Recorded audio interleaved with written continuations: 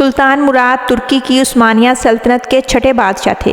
وہ نہایت عادل اور بہادر تھے۔ ان کی ہیبت اور رعب کی وجہ سے دیگر ملکوں کے حکمران ان کا نام سن کر بھی کانپتے تھے۔ سلطان مراد کو عالیشان عمارتیں بنوانے کا بہت شوق تھا۔ اپنے دور حکومت میں انہوں نے جگہ جگہ مسجدیں، سرائیں، مدرسے اور شفاخانے تعمیر کروائے۔ ایک بار انہوں نے ایک عالیشان مسجد بنانے کا فیصلہ کیا۔ ان کے ذہن میں اس مسجد کا ایک خوبصورت نقشہ تھا۔ اس زمانے میں شہر خجند کے ایک معمار کے فن کی بڑی شہرت تھی۔ اسے عمارتیں تعمیر کرنے میں بڑا کمال حاصل تھا۔ سلطان مراد نے اسے بلایا اور مسجد کا نقشہ سمجھایا اور اسے مسجد کی تعمیر کے کام پر لگا دیا۔ وقت گزرتا رہا، معمار دن رات ایک کر کے مسجد بنانے کا کام کرتا رہا۔ تعمیر پر لاکھوں اشرفیاں خرچ ہوئیں۔ بالآخر مسجد مکمل ہو گئی۔ سلطان مراد کو مسجد کے مکمل ہونے کی اطلاع دی گئی۔ سلطان مراد اگلے دن صبح کے وقت مسجد دیکھنے کے لیے آئے۔ سلطان نے مسجد کو مختلف زاویوں سے دیکھا۔ مسجد کی عمارت اپنی جگہ شاندار تھی۔ معمار نے ہنرمندی اور قابلیت سے کام لیتے ہوئے مسجد کو دیدہ زیب بنانے میں کوئی کسر نہ اٹھا رکھی تھی۔ سلطان اس مسجد کو بڑی دیر تک دیکھتے رہے۔ نہ جانے کیوں اپنی تمام خوبصورتی اور دلکشی کے باوجود مسجد کی عمارت سلطان کو پسند نہ آئی۔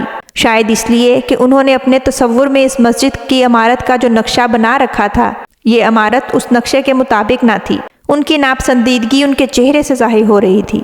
اپنے غصے پر قابو پانا ان کے لیے مشکل ہو رہا تھا۔ انہوں نے غیظ و غضب کی حالت میں حکم دیا، معمار کا دایاں ہاتھ کاٹ دیا جائے۔ حکم کی دیر تھی، شاہی جلاد نے اسی وقت معمار کا دایاں ہاتھ کاٹ دیا۔ معمار تو سلطان کی طرف سے عزت افزائی اور انعام کی امید لگائے بیٹھا تھا، لیکن یہاں تو الٹا اس کا دایاں ہاتھ ہی کاٹ دیا گیا۔ ہاتھ کٹنے کی وجہ سے اس کی کلائی سے بے تحاشا خون بہنے لگا۔ وہ بے بسی کے عالم میں اسی وقت قاضی کے پاس گیا۔ اس نے سلطان مراد کے ظلم کی داستان قاضی کو سنائی اور کہا، آپ کو یہاں اللہ تعالیٰ نے حق اور انصاف سے فیصلہ کرنے کے لیے بٹھایا ہے۔ میں بادشاہ کے ظلم کے خلاف فریاد لے کر آپ کے پاس آیا ہوں۔ آپ میری فریاد کا فیصلہ قرآن مجید کے مطابق فرما دیں۔ قاضی نے معمار کی درد بری داستان سنی تو اس نے اسی وقت سلطان مراد کو طلب کر لیا۔ سلطان قاضی کی عدالت میں حاضر ہوئے تو معمار کو وہاں کھڑا پایا۔ معمار کی کلائی سے اس وقت بھی خون بہہ رہا تھا۔ سلطان مراد کو بتایا گیا کہ معمار عدل و انصاف چاہتا ہے۔ سلطان مراد قاضی کے سامنے ایک سلطان کی حیثیت سے نہیں، ایک ملزم کی حیثیت سے پیش ہو رہے تھے۔ قاضی نے سلطان سے کہا، آپ اپنی صفائی میں جو کہنا چاہتے ہیں کہیں۔ اس وقت سلطان کا غصہ ٹھنڈا ہو چکا تھا۔ وہ معمار پر کی گئی زیادتی اور ظلم پر پچھتا رہے تھے۔ انہوں نے سر جھکا کر کہا، میں اپنے کیے پر شرمندہ ہوں اور اپنا جرم قبول کرتا ہوں۔ اس پر قاضی نے حکم دیا، سلطان کا دایاں ہاتھ کاٹ دیا جائے۔ سلطان مراد نے قاضی کا فیصلہ سنتے ہی خاموشی سے اپنا دایاں ہاتھ آستین سے نکال کر آگے بڑھا دیا۔ معمار نے دیکھا کہ سلطان مراد نے انصاف کے سامنے سر جھکا دیا ہے تو وہ اپنی تکلیف بھول گیا۔ اس کی زبان پر قرآن مجید کی وہ آیت جاری ہو گئی جس میں عدل کے ساتھ احسان کی بھی تلقین کی گئی ہے۔ اس نے قاضی کو مخاطب کرتے ہوئے کہا، حضور میں نے انصاف پا لیا۔ میں اللہ تعالیٰ اور اس کے رسول صلی اللہ علیہ وآلہ وسلم کے لیے سلطان کو معاف کرتا ہوں اور کوئی بدلہ نہیں لینا چاہتا۔ میں اپنا خون کسی دباؤ کے بغیر بخشتا ہوں۔ سلطان نے معمار کا شکریہ ادا کیا اور اسے بہت سا مال دے کر رخصت کیا۔ سلطان اس بات پر بے حد خوش تھے کہ ان کے قاضی اسلام کے احکام کے نفاذ میں بڑے جرأت مند اور بے خوف ہیں۔ انہیں کسی بڑے رئیس تو کیا، خود سلطان کو مجرم قرار دینے میں بھی کوئی ہچکچاہٹ نہیں ہے۔ ناظرین، اسی طرح ایک اور انصاف کا واقعہ ہے کہ دو آدمی قاضی کی عدالت میں کھڑے تھے۔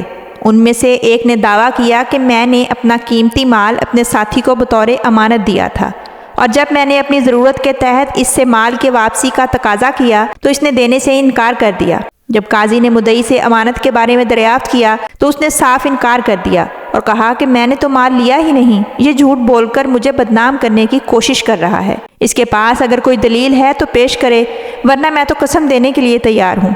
قاضی نے اب پہلے والے شخص سے پوچھا کہ کوئی دلیل ہے تو اس نے جواب دیا کہ ہاں، یہاں سے کچھ فاصلے پر ایک درخت ہے، ہم نے پہلے اس کے سائے میں بیٹھ کر کھانا کھایا اور پھر میں نے اپنا مال اس کے سپرد کر دیا۔ یہ سن کر قاضی نے کہا کہ تم ابھی وہاں جاؤ، شاید تمہارا مال وہیں کہیں پڑا ہو، اس جگہ کا جائزہ لے کر سیدھا میرے پاس آنا۔ اب وہ الزام لگانے والا شخص چلا گیا۔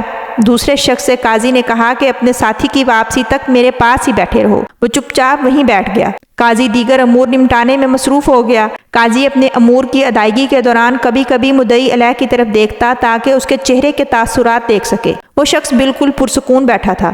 پھر قاضی یکدم اس کی طرف متوجہ ہوا اور پوچھا کہ تمہارا کیا خیال ہے کہ تمہارا ساتھی اس جگہ پر پہنچ چکا ہوگا جس جگہ وہ دعویٰ کرتا ہے کہ اس نے مال تمہارے حوالے کیا تھا؟ اس نے بے خیالی میں جواب دیا کہ نہیں، وہ جگہ یہاں سے کافی دور ہے، ابھی وہ راستے میں ہی جا رہا ہوگا۔ قاضی نے اچانک غضبناک ہو کر کہا، کم بخت کمینے، تو مال لے کر جھوٹ بولتا ہے اور واپسی سے انکار کرتا ہے اور اس جگہ کا اعتراف بھی کر رہا ہے جس جگہ تو نے مال لیا تھا۔ تو ہی خائن، جھوٹا اور بددیانت ہے۔ وہ شخص اچانک یہ جملے سن کر کانپنے لگا اور اس نے اپنے جرم کا اعتراف کر لیا اور اپنے ساتھی کی امانت واپس کر دی۔ ناظرین محترم، کیا آپ جانتے ہیں کہ اس قدر ذہانت کے مالک قاضی کون تھے؟ اگر آپ نہیں جانتے تو میں آپ کو بتاتی چلوں کہ یہ خدا ترس امیر المومنین عمرو بن عبدالعزیز کے منتخب کردہ قاضی ایاز بن معاویہ تھے۔ ایاز بن معاویہ کی ذہانت ضرب المثل تھی۔ آپ کی ذہانت کے چرچے سن کر ہی امیر المومنین نے آپ کو بصرہ کا قاضی مقرر کیا تھا۔ لوگ اپنے دینی اور عملی امور میں پیش آنے والی مشکلات کا حل تلاش کرنے اور مشورہ لینے کے لیے ان کے پاس آنے لگے تھے۔ ایک دفعہ ایک کسان آپ کی خدمت میں حاضر ہوا اور پوچھنے لگا کہ اے ایاز، کیا شراب حرام ہے؟ تو آپ نے فرمایا کہ ہاں، حرام ہے۔ تو وہ کسان کہنے لگا کہ پھل اور پانی تو دونوں حلال ہیں، مگر آگ پر ان دونوں کو پکایا جائے تو پھر یہ کیسے حرام ہو گئے، حالانکہ اس میں کسی حرام شے کی آمیزش نہیں۔ ایاز بن معاویہ نے اس کسان سے کہا کہ اگر میں مٹی کی ایک مٹھی تمہیں ماروں تو کیا تجھے اس سے تکلیف ہوگی؟ تو کسان بولا کہ نہیں۔ پھر فرمایا، اگر میں توڑی کی ایک مٹھی تجھے ماروں تو کیا پھر تجھے تکلیف ہوگی؟ تو وہ بولا کہ نہیں۔ پھر فرمایا کہ اگر میں مٹی، توڑی اور پانی ملا کر ایک ڈھیلا بناؤں اور پھر دھوپ میں اسے خشک کر کے تجھے ماروں تو کیا پھر تجھے تکلیف ہوگی؟ تو وہ بولا کہ ہاں، یقیناً ضرور مجھے اس سے تکلیف ہوگی، ہو سکتا ہے کہ تم اس سے مجھے قتل بھی کر دو۔ تو ایاز نے فرمایا کہ بس یہی مثال شراب کی ہے۔ جب اجزاء کو ملا کر آگ کی تپش پر پکایا جاتا ہے تو اس میں نشہ پیدا ہو جاتا ہے، جس کی وجہ سے اسے حرام قرار دیا گیا ہے۔ ناظرین محترم، یہ تھی ریاست مدینہ، یہ تھا اسلام، یہ تھی بے باک اسلامی عدالت، یہ تھے اسلامی ریاست کے اسلامی جج۔ اس کے برعکس اگر آج کے دور پر نظر ڈالی جائے اور اپنے آج کے دور کی عدالتوں پر نظر دوڑائی جائے تو غریب انصاف حاصل کرنے کے لیے تڑپتا رہتا ہے اور پستا جاتا ہے، جبکہ امیر ظالم اور مجرم ہونے کے باوجود بھی باعزت بری ہو جاتا ہے۔ لاکھوں لوگ قتل ہو جاتے ہیں مگر ان کو قتل کرنے والے باعزت بری ہو جاتے ہیں کیونکہ ان کے پاس پیسے کی طاقت ہوتی ہے، جبکہ ہم دعویٰ یہ کرتے ہیں کہ ہمارا ملک اسلامی ریاست ہے اور ہمارا نظام حکومت اسلامی ہے، جبکہ اگر دیکھا جائے تو ہم تو اسلامی نظام سے کوسوں دور ہیں کیونکہ ہم تعلیمی یافتہ جاہل قوم ہیں۔ ہم صرف دعویٰ ہی کر سکتے ہیں کیونکہ ہمارے عادل اور عالم بے عمل ہیں۔ اللہ پاک سے دعا ہے کہ اللہ پاک ہم سب کو علم کے ساتھ ساتھ عمل کی توفیق دے اور راہ راست پر چلائے، آمین ثم آمین۔ ناظرین، امید کرتی ہوں آپ کو آج کی یہ ویڈیو پسند آئی ہوگی۔ اس ویڈیو کو لائک کیجئے، دوسروں کے ساتھ شیئر کیجئے، میرے چینل اردو داستان گھر کو سبسکرائب کر کے بیل آئیکن کو پریس کر دیجئے گا تاکہ میری ہر نئی آنے والی ویڈیو کا نوٹیفیکیشن بر وقت آپ کو مل سکے۔ حاضر ہوں گی ایک نئی منفرد ویڈیو کے ساتھ، تب تک کے لیے اجازت دیجیے۔ اللہ حافظ۔